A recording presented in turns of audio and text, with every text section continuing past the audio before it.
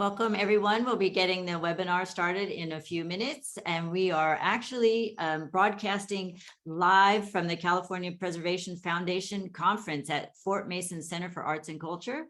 And we'll be welcoming Mr. Bandarin, our guest today. We'll be getting started at noon.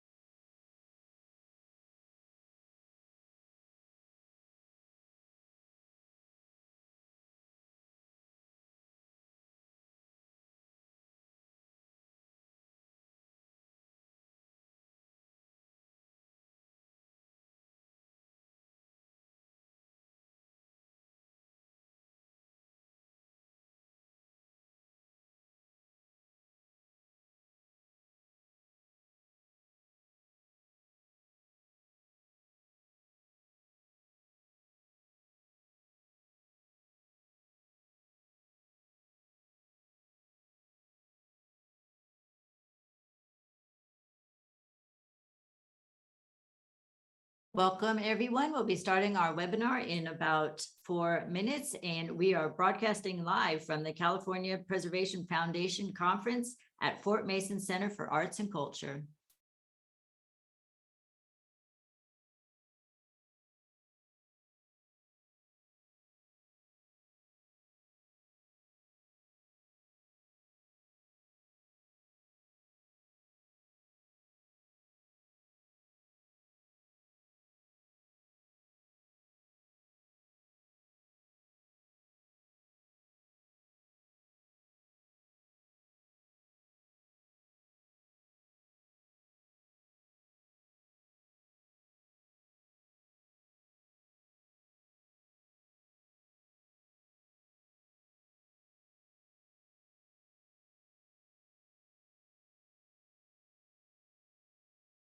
Hi, everyone. This is Chris French with San Francisco Heritage, and we'll be starting our webinar in just a few minutes. We're broadcasting live from the California Preservation Conference at Fort Mason Center for Arts and Culture.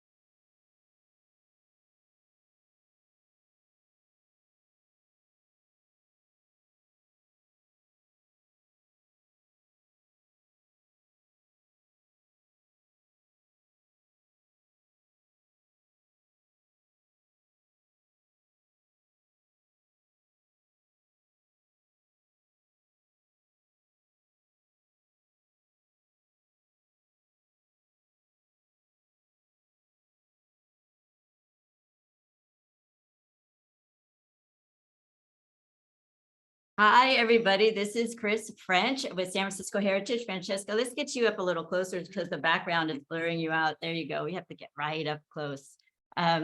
So we are here live at the California Preservation Conference hosted by the California Preservation Foundation at Fort Mason Center for Arts and Culture. I'm actually going to turn off my background so that we can see Francesco better, because what it's doing is it's blocking it out. So 1 second. I'll just do, there we go. So now you can see us both better. Well, I'm very much honored to welcome Francesco, right? Francesco Bandarin, and he is flown in especially for this conference.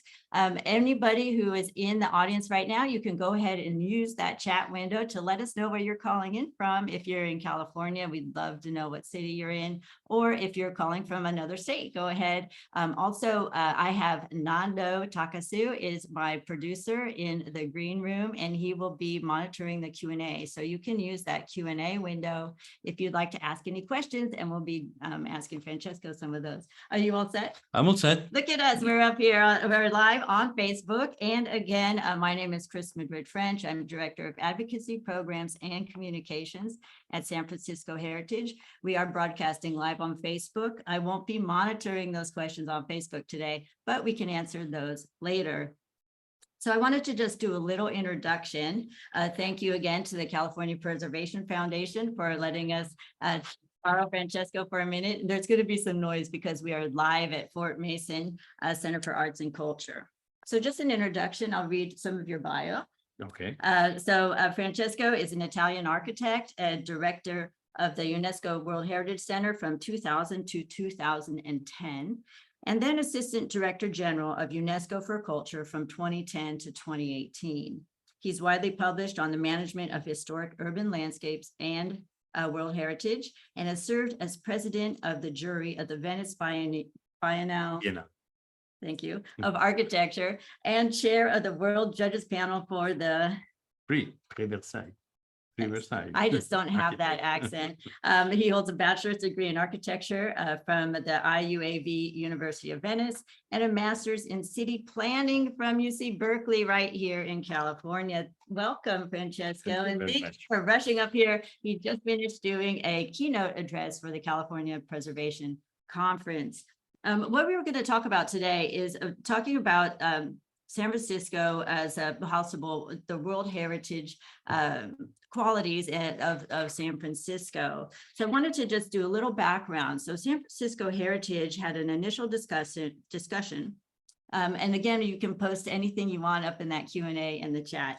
So we had an initial discussion with the Castro LGBTQ Cultural District in the summer of 2022 surrounding the advocacy effort for interior landmarking of the Castro Theater, which you know is an ongoing issue at the moment.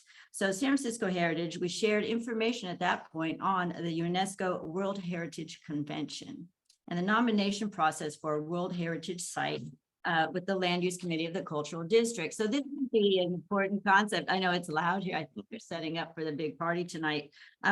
So during his time here in California, we wanted to take advantage of this opportunity so that we could ask Francesco some questions, which I have prepared. They're only going to do a couple. This is going to be really easy. So just to get started, just to get this conversation started, you were instrumental in the development of UNESCO's Historic Urban Landscape Recommendation. And can you tell us more about this approach to the sustainable management of urban centers and how it may be applied to San Francisco, especially with some of the issues we're faced with right now, the housing element that requires us to double our housing. So but let me first explain what we're talking about, because maybe not everybody knows what the Historic Urban Landscape Recommendation. This is a text that was adopted by UNESCO in 2011 by the General Conference. So it is a text that has kind of a global value, because member states are of UNESCO, which are all the member states existing, are asked to sort of look into this recommendation and implement it. Now, the idea behind this recommendation is very simple. We were completely unsatisfied with the classical traditional definition of historic cities, which are linked essentially to their artistic value, maybe some urban form, the urban form, and this kind of, essentially to the architectural and urban form of the city. And we thought that this was completely insufficient to identify the values of a city, because the city is not just its architecture. It's first of all, it's people. So the society has to be somehow included. Now, of course, society changes with time. Most people here in the city or in many other parts of Europe or the world live in cities that were not built by their generation before. Right, I'm living in my grandparents' city, Okay, in a way, right? And perhaps many of us live in houses were built in the 19th century or 18th century or this. So, society changes. You cannot fix it unless you find some kind of elixir of immortality. Okay, so society. Looking at society is not easy, but you have to associate that to the city values. So this is the first principle. Second principle is that no city is built in a neutral space. They're all built over a natural space. Look at San Francisco, but look at every city. So this dimension has been quite under-evaluated, but it plays a role. It plays a role in the ecology, in the hydrology, in the geology. Even the city very often is built out of its geology. So we really push for a better integration of natural values inside the construction of the values of the city, and of course in the planning of its conservation. Then there are dimensions that are not considered normally: memorial dimensions, spiritual dimensions, all these things. So essentially, just to make it short, we wanted to create a more integrated, comprehensive concept of historic city. And then we realized that this actually applies even to cities that are really labeled historical, because in fact, every city is a layer of history, of cultural and natural facts.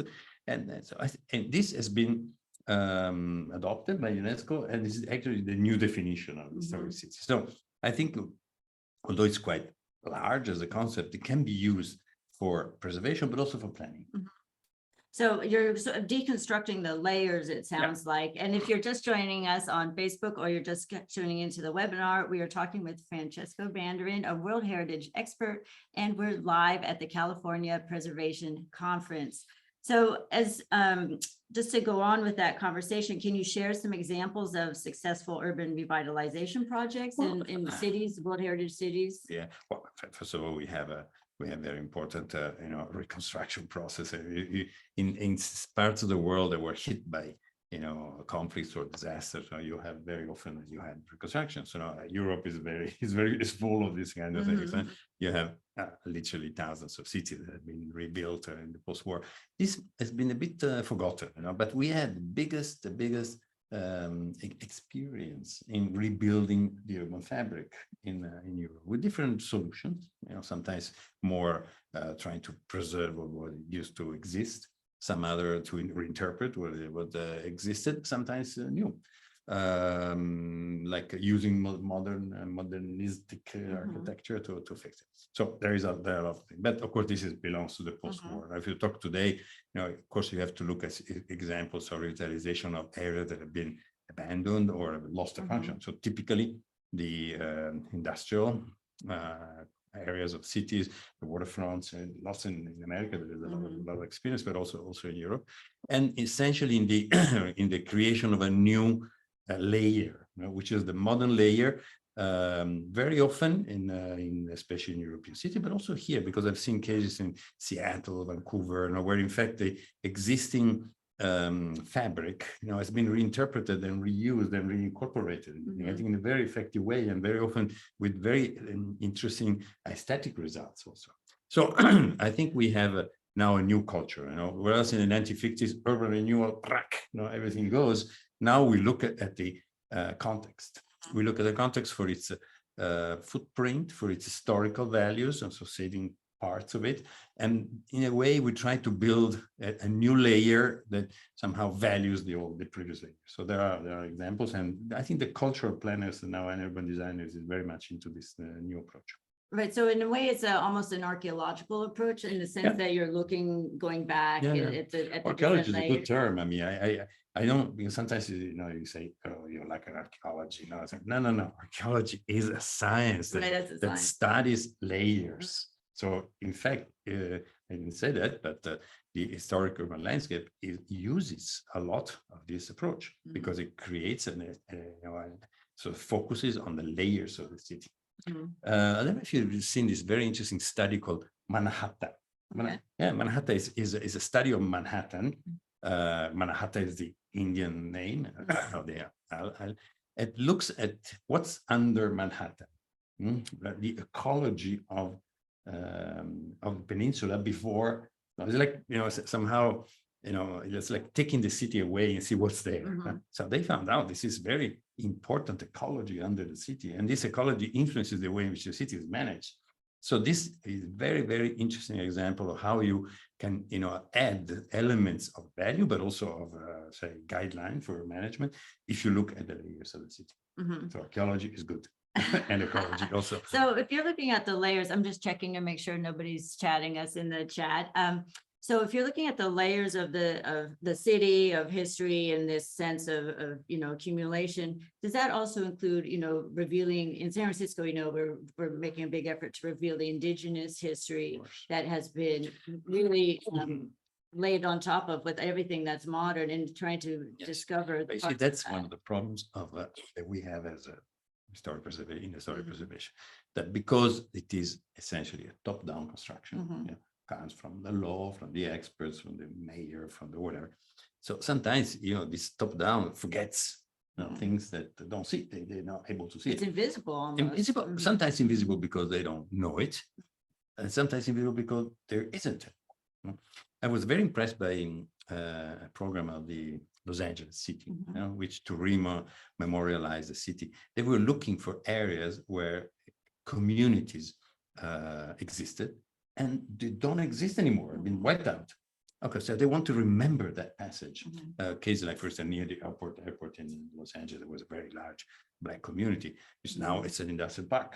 So if you don't know it, this is, they never existed. Right. So they want to, even the historical memorialization of community that had been living there, they had left a mark, but then they were, wiped out. It's important. So you need to invest. Of course, you need to look at the thing and study. Right. It doesn't happen like this. But that said, we have to look at the variety of history. Very often lands are not even cities or whatever territories have a long history that we don't know.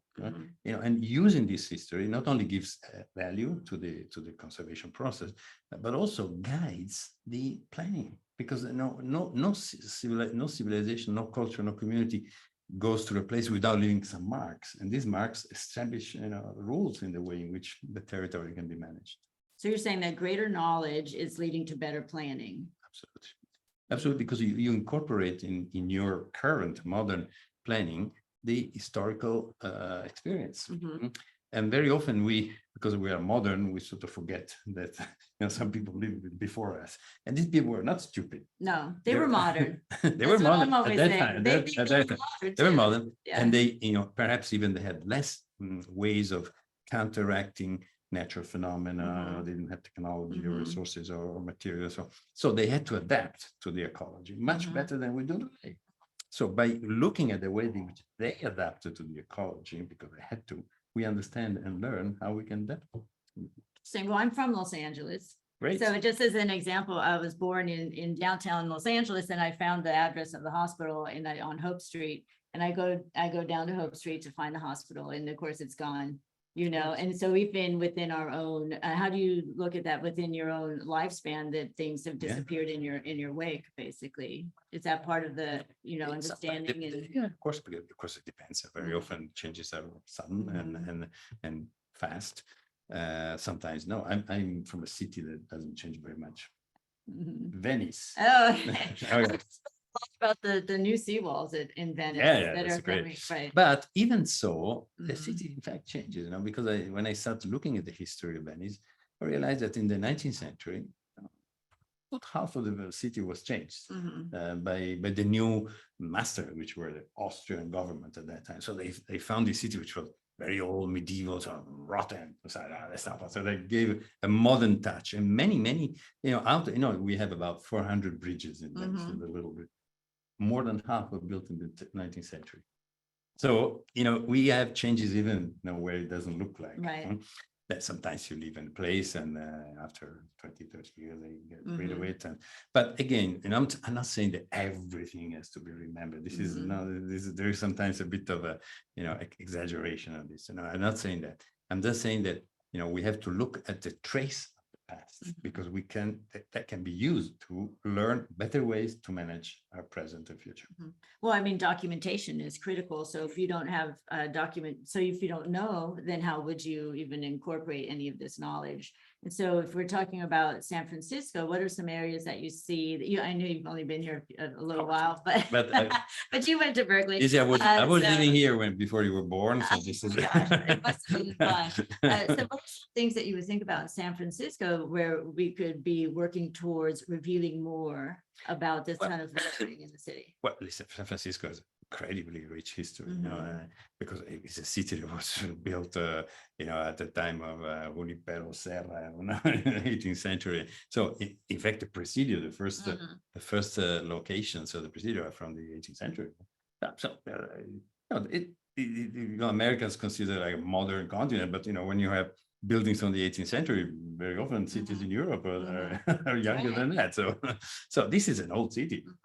And of course, it was military outpost on a mission, this kind of thing. So at the beginning, but these are important traits. And then you had a wave of things coming here, from all over.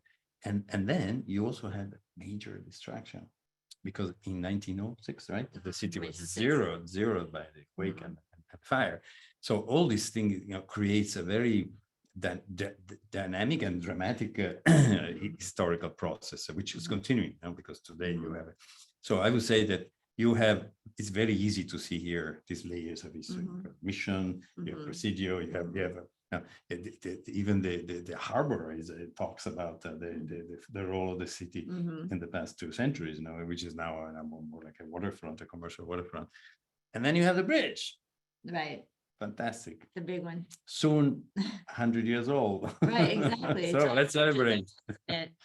Well, yesterday we had a whole day workshop. It was a cultural districts workshop and tour, and we want to thank everybody who participated in that.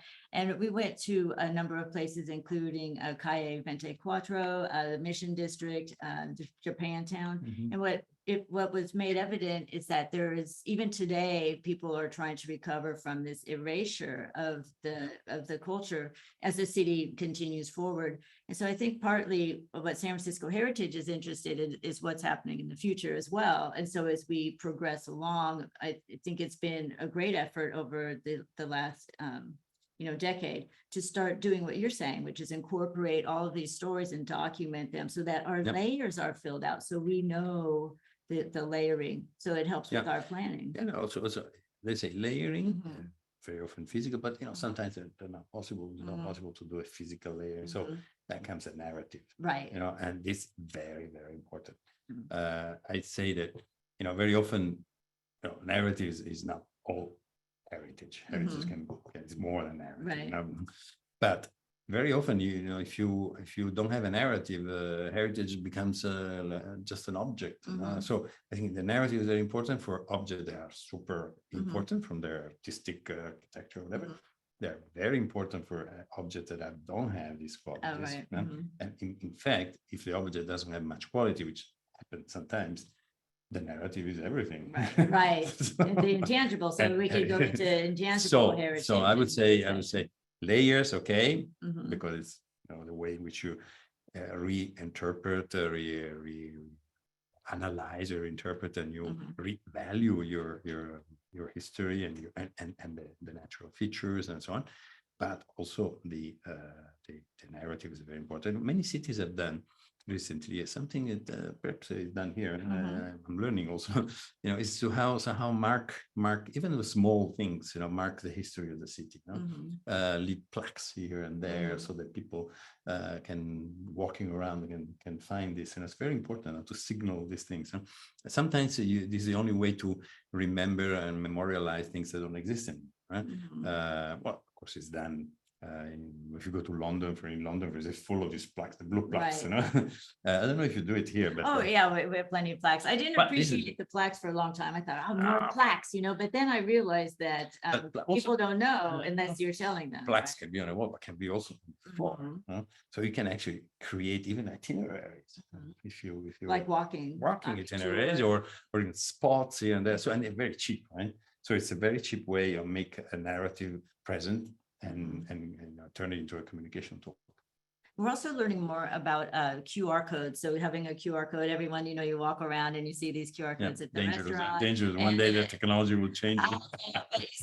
First, I also dismissed that. I was like, why do we need QR code? But then I realized that not everybody knows the terms. I was like, why can't you just Google a corner of, the X and Y, Z streets? But not everyone knows the search terms or that something historic happened there. So I do think having on-site interpretation, especially for places that are completely different looking than they were even, 50 years ago, it's very important so that the next generation can be walking by and say something important happened here. And what about AI? I mean, we'll fall into another trap. You leave your narrative to AI. Right, I know. I just ran it through my chat GPT. So let's go on. So as the former director of the World Heritage Center and another role since then, you visited over 300 World Heritage cities? How many have you been to? And around the globe? The number of cities in the list. Obviously, many more, of course. You must have a great mileage plan. Okay, so do you think San Francisco has what it takes to be nominated as a World Heritage City? I should ask you. I think so. I think we point out, explain what we would need to do to become a World Heritage City.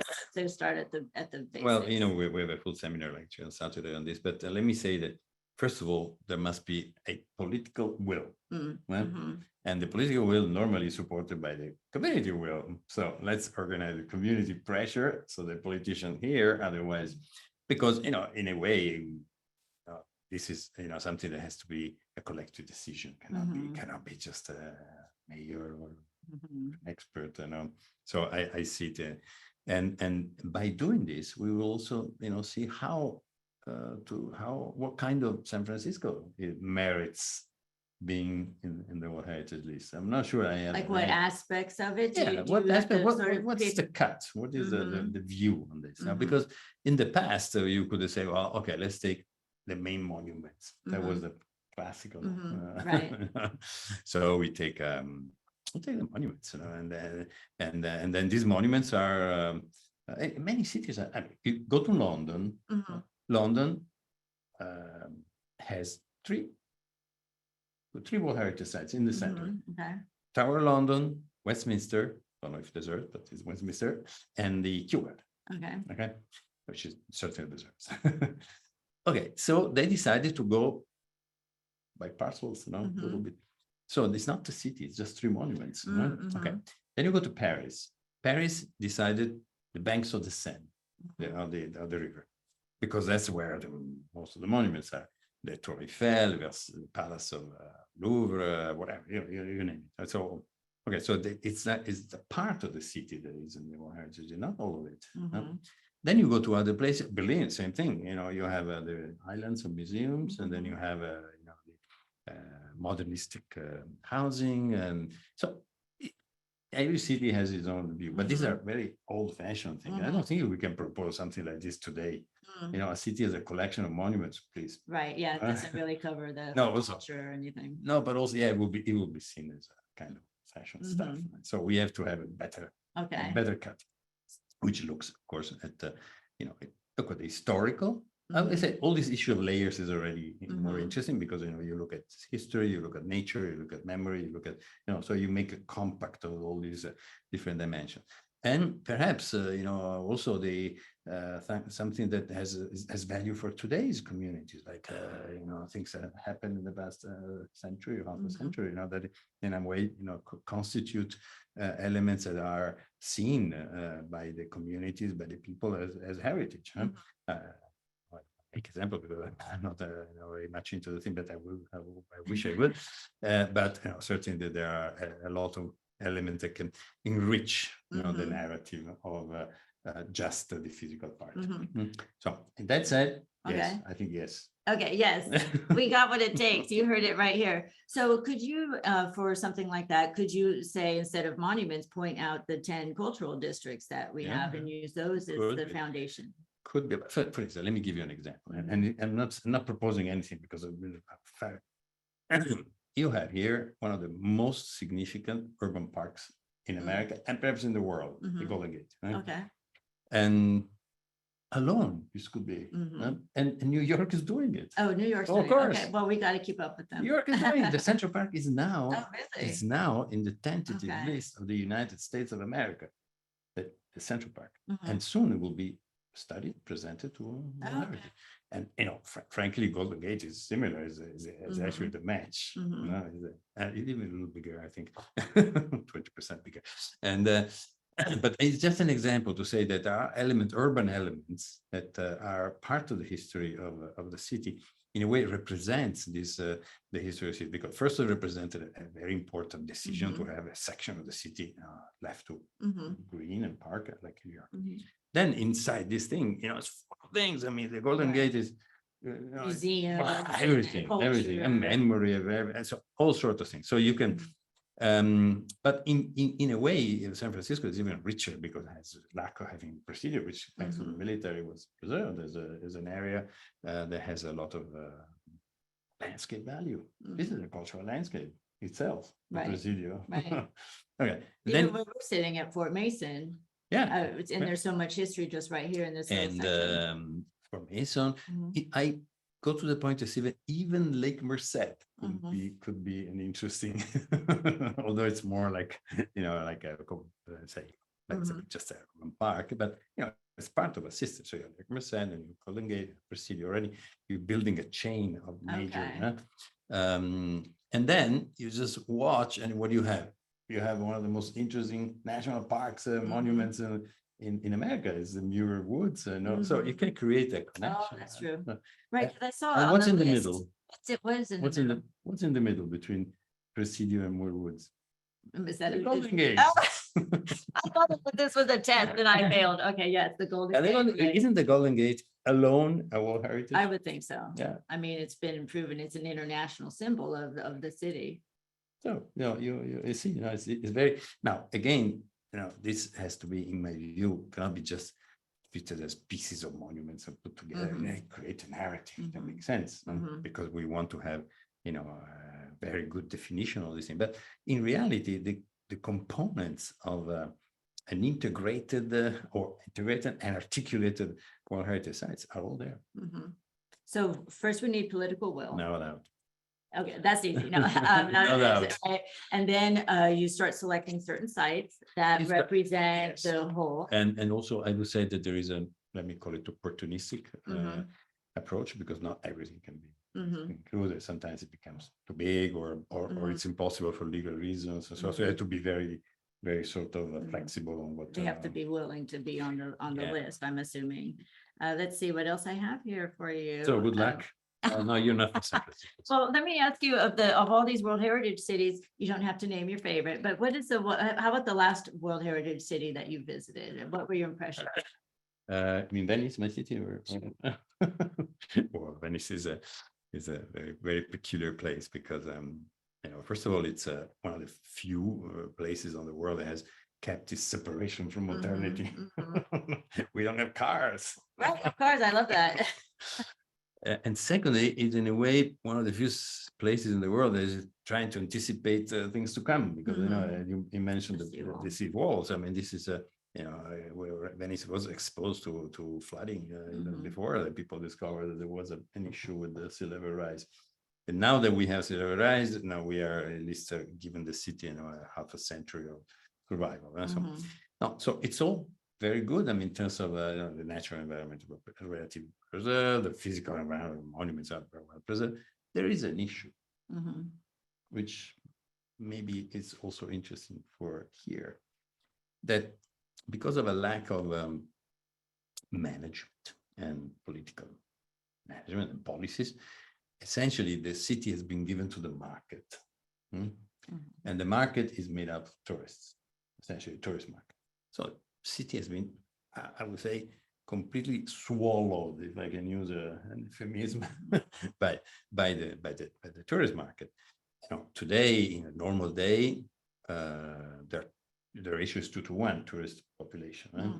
So, you know, start looking more like a tourist village than a city. Right? Now, I'm not saying that the city is becoming unlivable, though there are, of course, very often.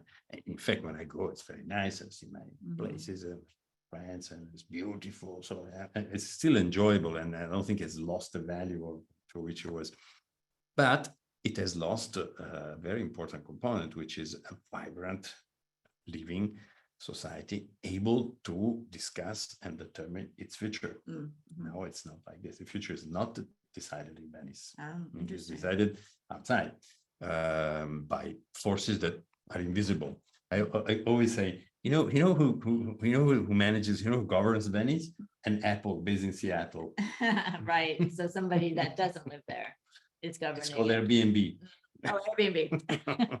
Right. So, I mean, we have that's always been one of the complexities of being in a popular city is that the tourism is, you need the tourism dollars, but the tourism also takes away from other aspects of there's a balance. It's a very interesting case in Europe, which I think most cities should look at, is Amsterdam. Oh, okay. Amsterdam used it has a similar situation like that. Lots of tourists, everybody wants to go bicycle, and the rest. But they used the COVID crisis, the epidemics, to rethink the way in which the historic parts of the city are used. And after they came out of the COVID crisis, they had established new rules, essentially in terms of number of houses that could be rented for tourists, or period that could be, behavioral thing, because sometimes it goes off behavioral elements.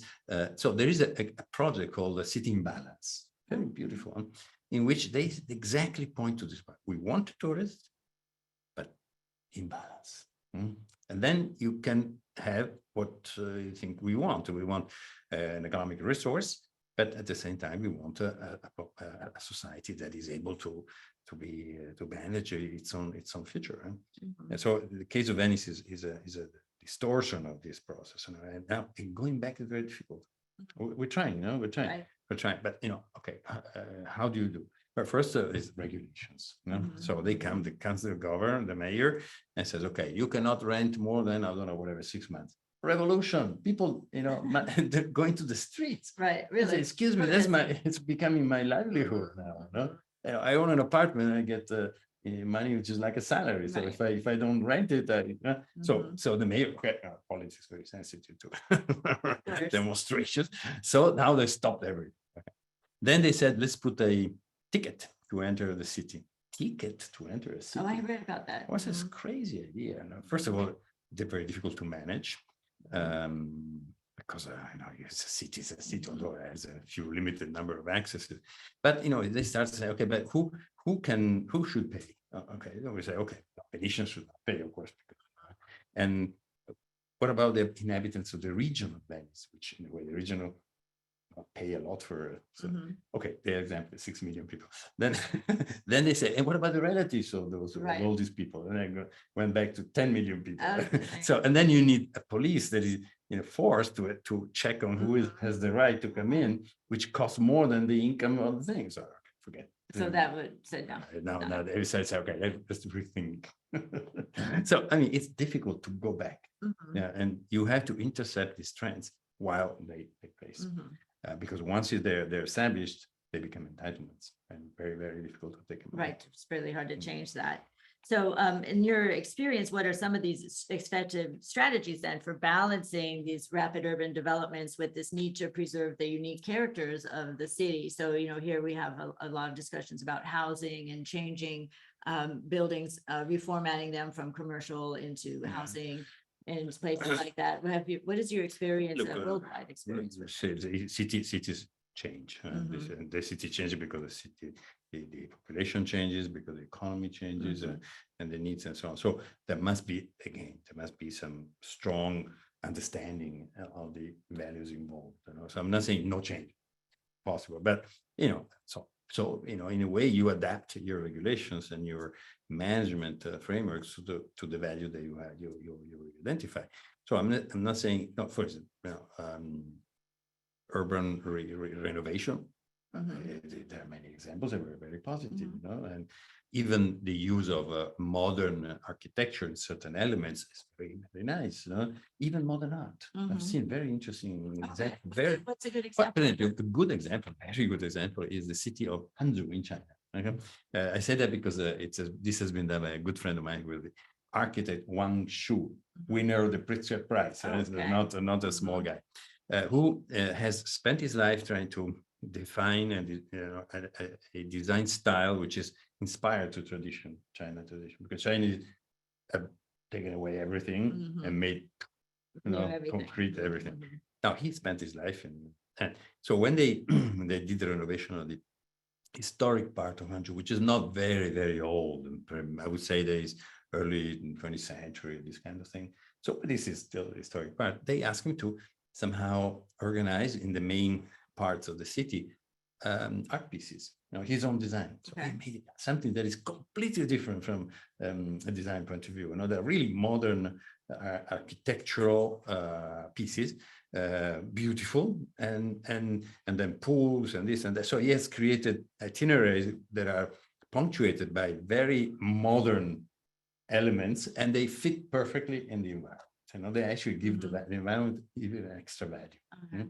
Because sometimes historical environments, they are preserved only because as they were, they become a bit boring, because they are very often they're just repetitive. Right. So this gives to the place a lot of extra value and very vibrant atmosphere. So I was just thinking about, I heard a quote the other day at the, and I can't remember who said it, but it was someone who said that no one ever says they regret saving a building. So if you save a historic piece of architecture, we never say, oh, geez, we shouldn't have done that. It's usually the other way, which is, aren't we glad that we kept that building? But then we've already done this in urban redevelopment, as you mentioned. It doesn't work to just clear everything off and start over. That doesn't work. We've tried that many times over the 20th century in a number of examples. And there's no foundation. Then you've wiped away the foundation of history that is, and maybe culture, intangible heritage. That's what is really holding up everybody. So you can't start new. So we need to have an integrated, balanced approach. Well, you see, in this country and maybe many parts of the world, what was hit was the center. Because the center became the CBD. But before, you have cases like Los Angeles. It's one of them, Bunker Hills. Bunker Hills is so unfortunately, what used to be perhaps the most valuable part of a city, it's a center, has disappeared. And it's very hard to find it, you seldom find it. By New Orleans, okay, but these are exceptions, But in most cases in the American city, this has been completely transformed. Maybe sometimes there was a monument or something left there, but it's occasional. So that's a pity, because in fact you're lost to what we call the historic center in Europe. It's a lesson. It's a lesson. So let's learn from these mistakes, so to say, so that we don't replicate them in other places. Now, the problem very often has to do with the mortality of buildings, even cities. So we have, somehow to San Francisco is a good example, because made up of wood and these kind of things. So we have to find ways in which this transition, these changes are accompanied by a process. It's not just they don't happen puff like this, but they are planned. So we know that this section of the city or this particular element will have a life that will end at some point. So it's a kind of say forward-looking on conservation, it's Mhm. important. But normally conservators are only watching the past. They don't. Right. they That don't. is Watch, the problem they don't with watch the future. So, Right. so I think this is really a suggestion. Watch also the future, because there could be things that are surprising. Also, no. There are many discussions, even in Europe, on how much can we protect the world and how we conserve the world. There's been a great increase of preservation in our modern world, and preservation is a very important sector. So some people say, well, we're preserving everything too much. It started actually with an American architect, very important, Kevin Lynch, who said, okay, what we should have a clear idea what we want to preserve, why, and what we don't want to preserve, and why. So it's not all the same. Right. And now this idea, and which was, of course, also discussed by David Lowenthal, another very big American historian, geographer.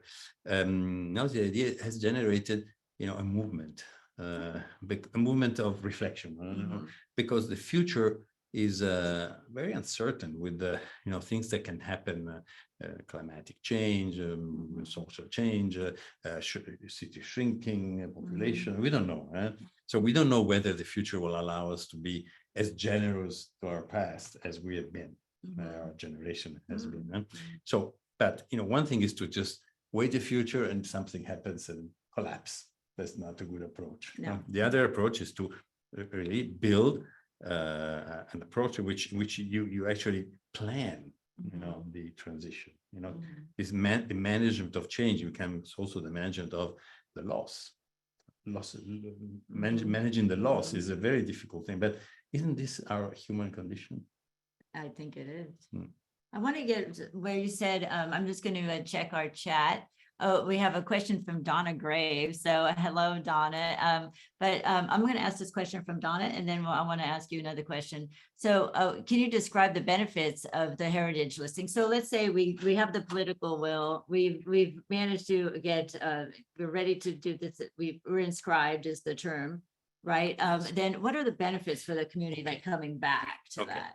First, the good benefit is that you have done it.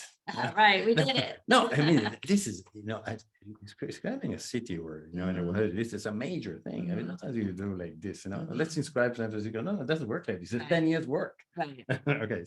So but that's looking forward, just like you're saying. So it's enormous planning and focusing on historic preservation, on the value they want to preserve, on the relation with nature. So it creates a culture. I think this is a major step up of your awareness of the value. First. Secondly, everybody's happy. So you can have a party. You're gonna have a party, and this party is a long-term party. It lasts for years and decades, so you can celebrate it. So it's great relations with the social local identity and pride. It's very important. I mean, a city is made up of this. Every city in the world builds its identity and pride of people on the local. So this is a major thing. That's less stepping up the pride and the identity of the city. I would say that in some cases it also attracts money because it's World Heritage, so you have people come from all over the world. They watch you, right? So you want to show that. Right. So I've seen everywhere there is a World Heritage site, there's more money for some reason. Government, federal, private, whatever. Grants or just everything tourism. So I'm not saying you do it for that, but it happens. That's a good side effect. And then you have more tourists because people consider that you're supposed to reveal to the world that you have thing and so on. So it is also an economic dynamic of some interest. And finally, you're part of a club, international, right? Which for many people is very important. You are in sort of a upper level of international protection, and it's something that. Of course, there are some drawbacks, and sometimes UNESCO has to come and watch what you do, but that happens once in a while. So I think overall, so far it has worked. Some people start saying, "Well, but it's not, it doesn't recognize certain things, or it's why are the intruders? They come here and what?" Okay, but in reality, it's 10 to 1 the advantages. Good, that's wonderful. So just for everyone listening, we going to take some questions. If you do have any questions, go ahead and post those in the Q&A box.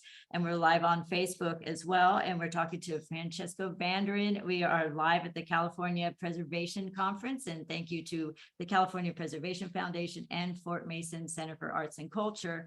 Just to get back to the World Heritage Sites already inscribed in the United States, I have a list of at least 24 here, but just as an example, there are natural sites and cultural, Yosemite, of course, Yellowstone, Mesa Verde National Park, one of my favorite places to visit. Beautiful. I mean, they're just amazing. And Taos. Right. And if you want to disconnect from today, go to Mesa Verde. There's not even a cell phone connection over there.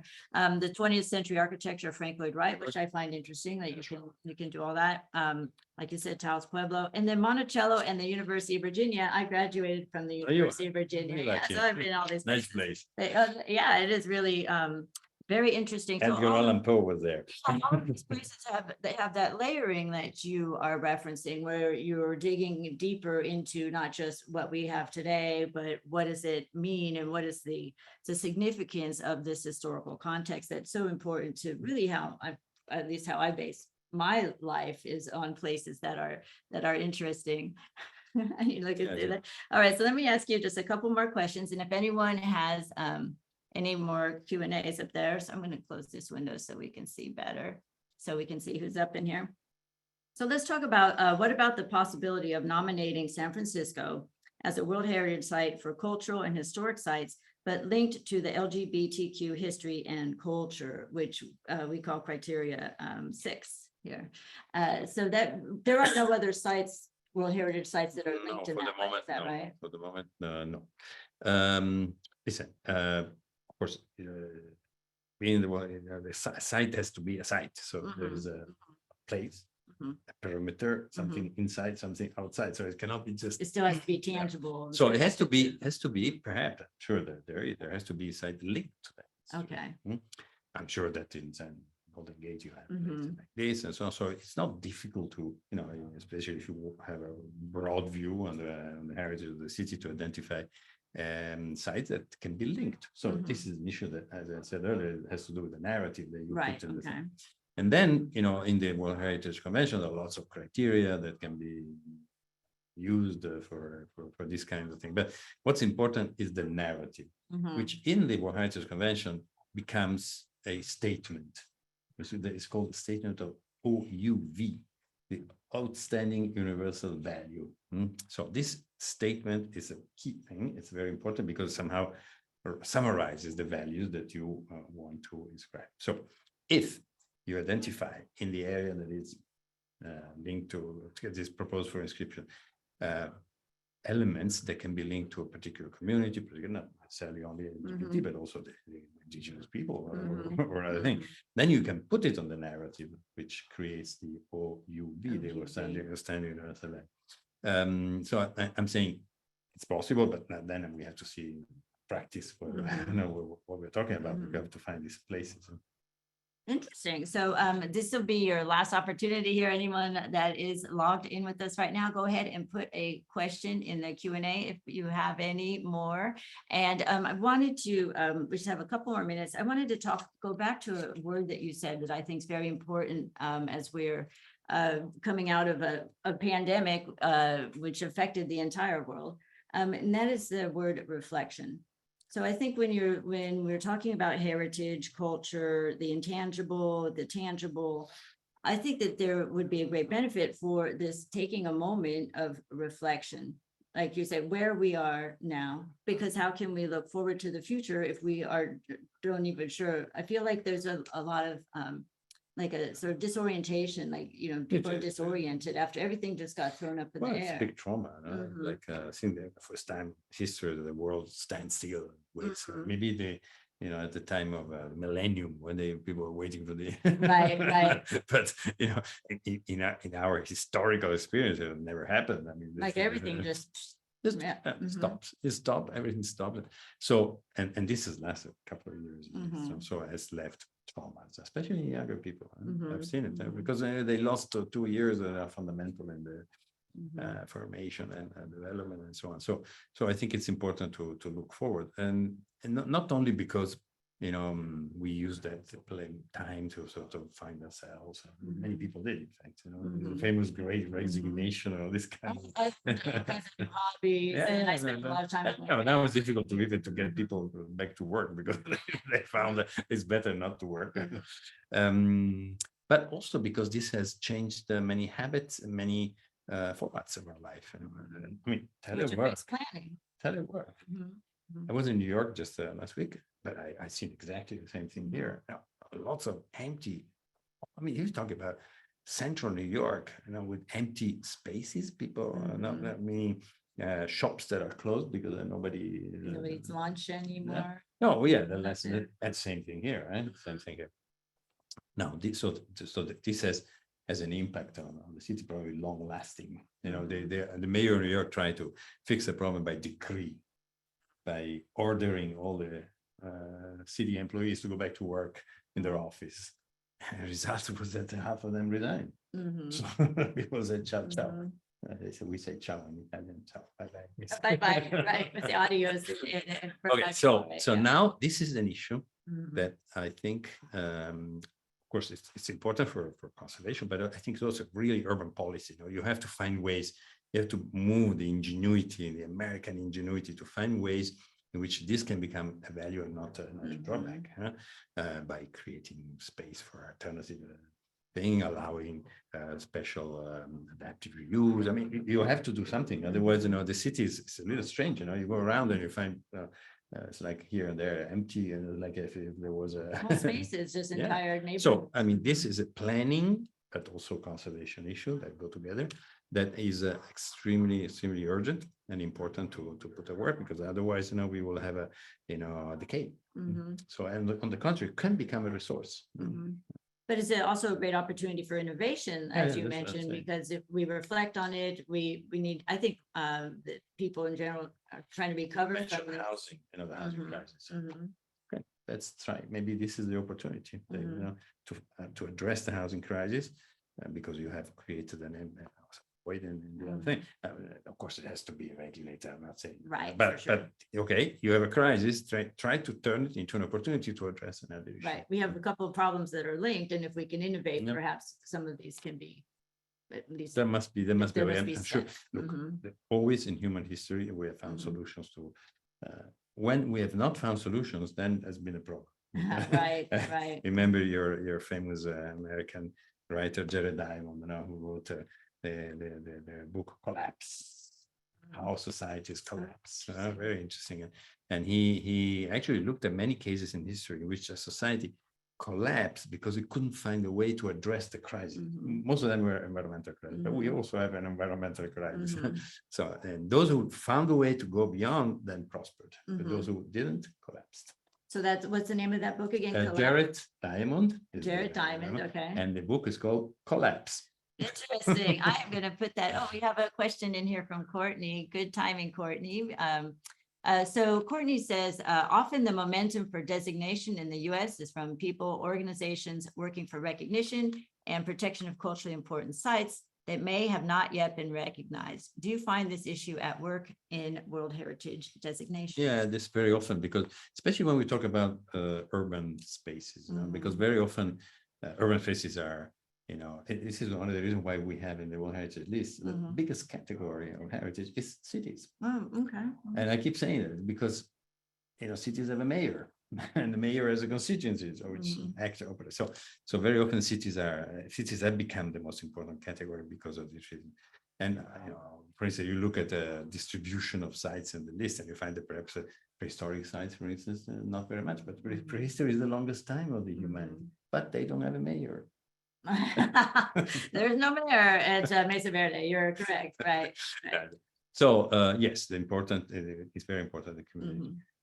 I must say that in the US, not very much. I don't fully agree, because most of the sites are actually sites that are coming from the top. I'm not talking about towers, for instance, but if you look at most of the sites, they are institutional sites. They're like Yosemite, Yellowstone, the Mesa big Verde, a lot ones, of Park Service sites, parks Independence Hall, Grand Statue of Canyon. Liberty or this and that. So the fact has been more the process be moved more by the governments, the different level of governments. But now the state governments are very active, and they propose a number of sites. In fact, for instance, the Louisiana Mounts and this and that. So there's but in terms of community, I think it has yet to come. Maybe also because there are limitations on what you can propose for inscription in the US because of property rights. Right. Yeah. So I see a lot of these are owned by the Department of Interior, which the Service. National Park Service works under. So I believe we are just about at our time, and it looks like we've answered all our questions. So I just want to conclude by thanking you, Francesco, for coming over here and having this discussion with us. And we are continuing this discussion with Francesco this weekend with some city stakeholders. We'll be meeting at the Haas Lilienthal House for a special Try event. to convince them. San Francisco's worth is worth a lot. I wanted to thank Fort Mason Center for Arts and Culture for hosting us today, and the California Preservation Foundation for this very much live webinar from the California Preservation Conference in San Francisco. And always thank you for your support of San Francisco Heritage. And we always appreciate your membership and donations. And you can visit us. Oh, Courtney has one more question, but you can visit us at sfheritage.org. And to conclude, we will take one more question right here. Has it been possible to identify and document nuanced economic benefits of World Heritage sites over time? Well, let me say up front that World Heritage doesn't have a very good data set. So, for instance, we don't have a good data set on visitation. In fact, I say UNESCO is not invested into this. And so, and it's a pity because in fact it's worse. And so same thing for the economic benefit. But because of the importance of economic benefit, this has been studied quite a lot. So you find a lot of studies done by economists on the impact of inscription. I would say also impact of cultural investments, not necessarily just inscription, because sometimes the inscription is just a moment, but in fact the cultural investment has been done already. So on cities economy, which essentially has to do with tourism services and so on, value changes, and also this intangible, immaterial dimension, which is the cultural atmosphere that attracts investments. This is something that has been studied, especially in Italy, and by David Throsby, which is the Australian professor that has really created the field of cultural economics. So David Throsby has written all the books that you need to know if you want to go into that thing. So look at cultural economics. That was an anonymous question. So I wanted to thank you again, Francesco. And if you wanted to share this conversation with your friends, it will be available immediately on Facebook under the videos tab. And we'll be posting it to. So we'll become eternal. Recorded forever. And it will be available on our YouTube. There'll be links from our website at sfheritage.org. I want to thank you again, and we will see all of you soon at our next SF Conversations in the series. Love being here. Thank you very much. Thanks. Goodbye, everybody.